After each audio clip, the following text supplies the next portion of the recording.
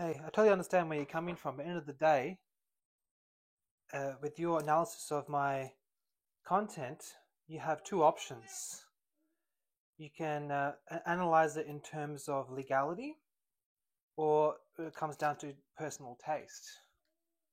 Now, the first option, if you think that I've broken the law, I suggest you actually recommend you call the authorities on 000.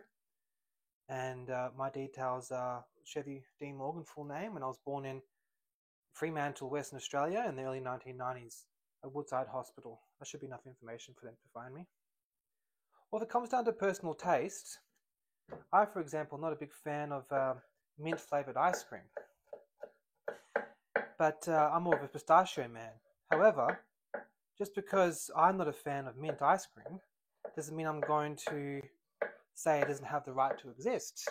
I mean, I'm actually being very polite and empathetic because what I'm trying to do is point out that there's aspects of the political climate that are not cohesive to overall well-being. Like, for example, promoting mediocrity and low ambition isn't actually cohesive towards the general psyche of the average working man.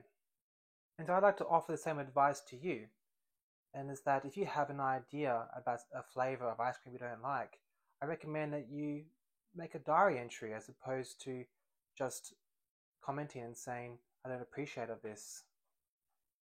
You're only young once, so when you're in your 20s, particularly late 20s, it is just not really rational to be working at an entry level skilled job and going on international holidays, particularly because in this economic climate, you have to really get a foothold.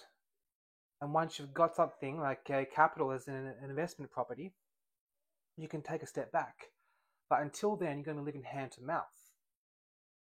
And it's a shame because in Australia, we have all the possibilities. You can strive for anything you want to be.